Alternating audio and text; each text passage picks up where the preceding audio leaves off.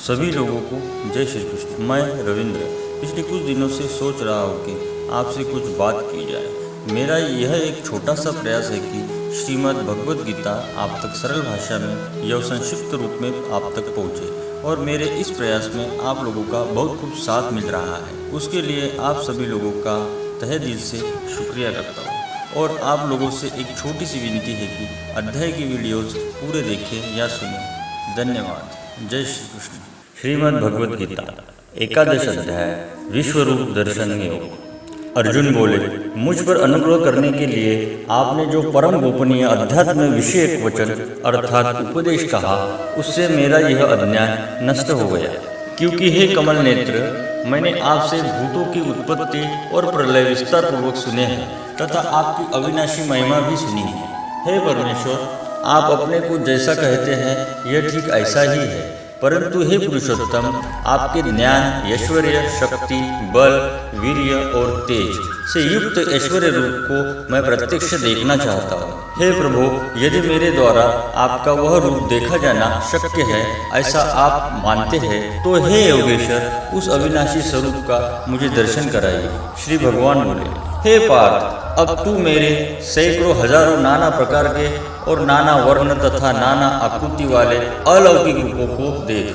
हे भरतवंशी अर्जुन, तू मुझमें आदित्य को अर्थात अदिति के 12 पुत्रों को, 8 वसुओं को, 11 रुद्रों को, 2 अविनाशी कुमारों को और 49 मरुदगणों को देख, तथा और भी बहुत से पहले न देखे हुए आश्चर्यमय रूपों को देख। हे अर्जुन, अब इस मेरे शरीर में एक जगह स्थिर चराचर सहित संपूर्ण जगत को देख, तथा और भी जो कुछ देखना चाहता है सो देख, परंतु मुझको तो इन अपने प्राकृत नेत्रों द्वारा देखने में निसंदेह समर्थ नहीं है। इसीलिए मैं तुझे दिव्य अर्थात अलौकिक चक्षु देता हूँ, इससे तू मेरी ईश्वरीय योग शक्ति को देख। संजय बोले, हे राजन, महायोगेश्वर और सब पापों के नाश करने वाले भगवान ने इस प्रकार कहकर उसके पश्चात अर्जुन को परम ऐश्वर्य युक्त दिव्य स्वरूप दिखलाया। अनेक मुख और नेत्रों से युक्त, अनेक अद्वितीय दर्शनों वाले, बहुत से दिव्य भूषणों से युक्त और बहुत से दिव्य शस्त्रों को धारण किए हुए और दिव्य गंध का सारे शरीर में लेप किए हुए, सब प्रकार के आश्चर्य से युक्त, सीमा रहित और सब और मुख किए हुए विराट स्वरूप परम देव परमेश्वर को अर्जुन ने देखा। आकाश में 1000 सूर्यों के एक साथ उदय होने से उत्पन्न जो प्रकाश हो, वह भी उस विश्व रूप परमात्मा के प्रकाश के सदृश कदाचित ही हो। पांडुपुत्र अर्जुन ने उस समय अनेक प्रकार से विभक्त अर्थात पृथक पृथक संपूर्ण जगत को देवों के देव श्री कृष्ण भगवान के उस शरीर में एक जगह स्थित देखा।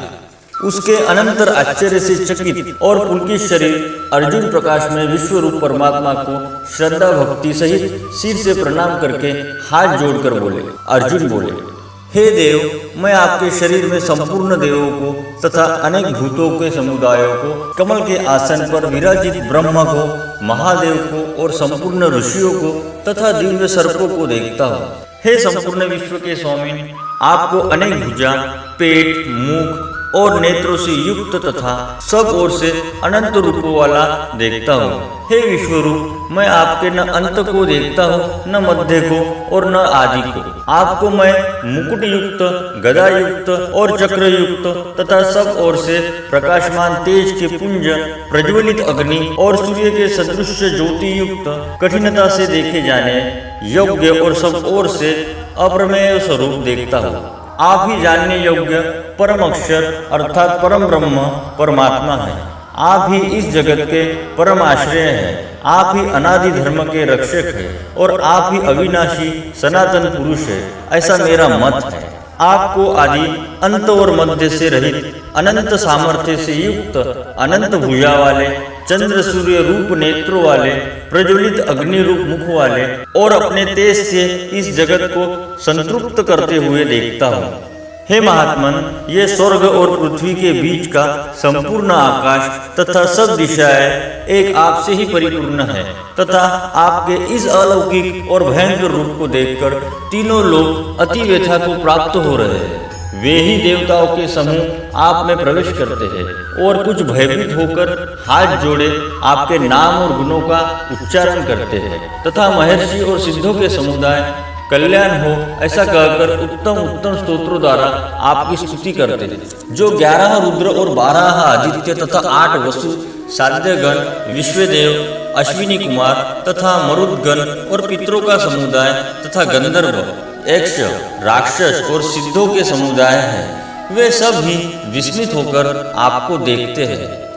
हे महाबाहो, आपके बहुत मुख और नेत्रों वाले, बहुत हाथ जंघा और पैरों वाले, बहुत उदरों वाले और बहुत सी दाढ़ों के कारण अत्यंत विकराल महान रूप को देखकर सब लोग व्याकुल हो रहे हैं तथा मैं भी व्याकुल हो रहा हूँ, क्योंकि हे विष्णु, आकाश को स्पर्श करने वाले दैदीप्यमान अनेक वर्णों से युक्त तथा फैलाए हुए मुख और प्रकाशमान विशाल नेत्रों से युक्त आपको देखकर भयभीत अंतकरण वाला मैं धीरज और शांति नहीं पाता हूँ। दाढ़ों के कारण विकराल और प्रलय काल की अग्नि के समान प्रज्वलित आपके मुखों को देखकर मैं दिशाओं को नहीं जानता हूँ और सुध भी नहीं पाता हूँ। इसलिए हे देवेश, हे जगन्निवास, आप प्रसन्न हो। वे सभी धृतराष्ट्र के पुत्र राजाओं के समुदाय सहित आप में प्रवेश कर रहे हैं और भीष्म पितामह, द्रोणाचार्य तथा वह कर्ण और हमारे पक्ष के भी प्रधान योद्धाओं के सहित सबके सब आपके दाढ़ों के कारण विकराल भयानक मुखों में बड़े वेग से दौड़ते हुए प्रवेश कर रहे हैं और कई एक चूर्ण हुए सिरों सहित आपके दांतों के बीच में लगे हुए दिख रहे हैं। जैसे नदियों के बहुत से जल के प्रवाह स्वाभाविक ही समुद्र के ही सम्मुख दौड़ते हैं, अर्थात समुद्र में प्रवेश करते हैं, वैसे ही वे नरकलोक के वीर भी आपके प्रज्वलित मुखों में प्रवेश कर रहे हैं। जैसे पतंग मोहवश नष्ट होने के लिए प्रज्वलित अग्नि में अतिवेग से दौड़ते हुए प्रवेश करते हैं, वैसे ही ये सब लोग भी अपने नाश के लिए आपके मुखों में अतिवेग से दौड़ते हुए प्रवेश कर रहे हैं। आप उन संपूर्ण लोगों को प्रज्वलित मुखों द्वारा ग्रास करते हुए सब ओर से बार बार चाट रहे हैं। हे विष्णु, आपका उग्र प्रकाश संपूर्ण जगत को तेज द्वारा परिपूर्ण करके तपा रहा है। मुझे बतलाइए कि आप उग्र रूप वाले कौन हैं। हे देवों में श्रेष्ठ, आपको नमस्कार हो। आप प्रसन्न होइए। आदि पुरुष आपको मैं विशेष रूप से जानना चाहता हूँ, क्योंकि मैं आपकी प्रवृत्ति को नहीं जानता। श्री भगवान बोले, मैं लोगों का नाश करने वाला बड़ा हुआ महाकाल हूँ। इस समय इन लोगों को नष्ट करने के लिए प्रवृत्त हुआ हूँ। इसलिए जो प्रतिपक्षियों की सेना में स्थित योद्धा लोग हैं, वे सब तेरे बिना भी नहीं रहेंगे, अर्थात तेरे युद्ध न करने पर भी इन सब का नाश हो जाएगा। अतएव तू उठ, यश प्राप्त कर और शत्रुओं को जीतकर धन धान्य से संपन्न राज्य को भोग। ये सब शूरवीर पहले ही से मेरे ही द्वारा मारे हुए हैं। हे सव्यसाची, तू तो केवल निमित्त मात्र बन जा। द्रोणाचार्य और भीष्म पितामह तथा जयद्रथ और कर्ण तथा भी बहुत से मेरे द्वारा मारे हुए शूरवीर योद्धाओं को तू मार। भय मत कर, निसंदेह तू युद्ध में वैरियों को जीतेगा, इसलिए युद्ध कर। संजय बोले, केशव भगवान के इस वचन को सुनकर मुकुटधारी अर्जुन हाथ जोड़कर कांपते हुए नमस्कार करके फिर भी अत्यंत भयभीत होकर प्रणाम करके भगवान श्री कृष्ण के प्रति गदगद वाणी से बोले। अर्जुन बोले, हे अंतर्मयामी, यह योग्य ही है कि आपके नाम गुण और प्रभाव के कीर्तन से जगत अति हर्षित हो रहा है और अनुराग को भी प्राप्त हो रहा है तथा भयभीत राक्षस लोग दिशाओं में भाग रहे हैं और सब सिद्धगणों के समुदाय नमस्कार कर रहे हैं। हे महात्मा मन, ब्रह्म के भी आदि कर्ता और सबसे बड़े आपके लिए वे कैसे नमस्कार न करें, क्योंकि हे अनंत, हे देवेश, हे जगन्निवास, जो सत असत और उनसे परे अक्षर अर्थात सच्चिदानंदन ब्रह्म है, वह आप ही है। आप आदिदेव और सनातन पुरुष है। आप इन जगत के परम आश्रय और जानने वाले तथा जानने योग्य और परम धाम हैं। हे अनंत रूप, आपसे यह सब जगत व्याप्त अर्थात परिपूर्ण है। आप वायु, यमराज, अग्नि, वरुण, चंद्रमा, प्रजा के स्वामी ब्रह्मा और ब्रह्मा के भी पिता, आपके लिए हजारों बार नमस्कार नमस्कार हो। आपके लिए फिर भी बार बार नमस्कार नमस्कार। हे अनंत सामर्थ्य वाले, आपके लिए आगे से और पीछे से भी नमस्कार। हे सर्वोत्तम, आपके लिए सब ओर से ही नमस्कार हो, क्योंकि अनंत पराक्रमशाली आप समस्त संसार को व्याप्त किए हुए हैं। इससे आप ही सर्वरूप हैं। आपके इस प्रभाव को न जानते हुए आप मेरे सखा हैं, ऐसा मानकर प्रेम से अथवा प्रमाद से भी मैंने हे कृष्ण, हे यादव, हे सखे, इस प्रकार जो कुछ बिना सोचे समझे हठात कहा है। और हे अच्युत, आप जो मेरे द्वारा विनोद के लिए विहार, शय्या, आसन और भोजन आदि में अकेले अथवा उन सखाओं के सामने भी अपमानित किए गए हैं, वह सब अपराध अप्रमेय स्वरूप अर्थात अचिंत्य प्रभाव वाले आपसे मैं क्षमा करवाता हूँ। आप इस चराचर जगत के पिता और सबसे बड़े गुरु एवं अति पूजनीय हैं।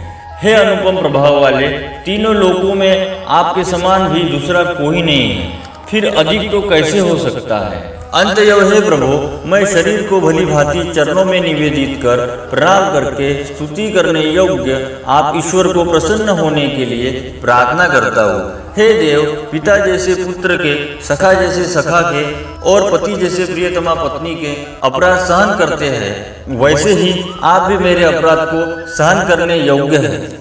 मैं पहले न देखे हुए आपके इस आश्चर्यमय रूप को देखकर हर्षित हो रहा हूँ और मेरा मन भय से अति व्याकुल भी हो रहा है। इसलिए आप उस अपने चतुर्भुज विष्णु रूप को ही मुझे दिखलाए। हे देवेश, हे जगन्निवास, प्रसन्न होइए। मैं वैसे ही आपको मुकुट धारण किए हुए तथा गदा और चक्र हाथ में लिए हुए देखना चाहता हूँ। इसलिए हे विश्वरूप, हे सहस्त्रबाहो, आप उसी चतुर्भुज रूप से प्रकट होइए।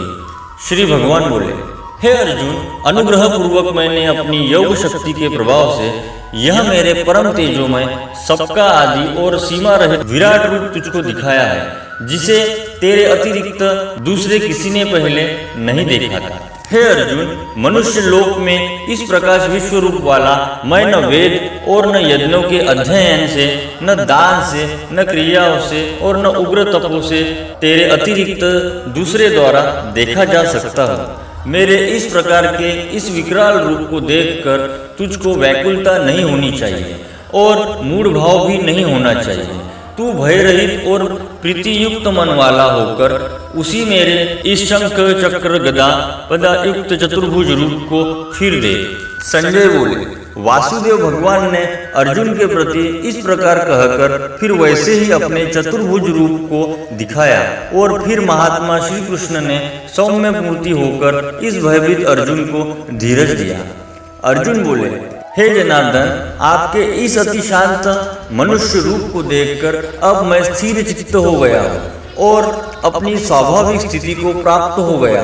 श्री भगवान बोले, मेरा जो चतुर्भुज रूप तुमने देखा है वह सुदूरदर्शी है, अर्थात इसके दर्शन बड़े ही दुर्लभ हैं। देवता भी सदा इस रूप के दर्शन की आकांक्षा करते रहे हैं। जिस प्रकार तुमने मुझको देखा है, इस प्रकार चतुर्भुज रूप वाला मैं न वेदों से, न तप से, न दान से और न यज्ञ से ही देखा जा सकता। परंतु हे परंतप अर्जुन, अनन्य भक्ति के द्वारा इस प्रकार चतुर्भुज रूप वाला मैं प्रत्यक्ष देखने के लिए, तत्व से जानने के लिए तथा प्रवेश करने के लिए अर्थात एक ही भाव से प्राप्त होने के लिए भी शक्य हो। हे अर्जुन, जो पुरुष केवल मेरे ही लिए संपूर्ण कर्तव्य कर्म को करने वाला है, मेरे परायण है, मेरा भक्त है, आसक्ति रहित है और संपूर्ण भूत प्राणियों में वैर भाव से रहित है, वह अनन्य भक्ति युक्त पुरुष मुझको ही प्राप्त होता है। श्रीमद् भगवद गीता 11 अध्याय विश्व रूप दर्शन योग यही समाप्त होता है।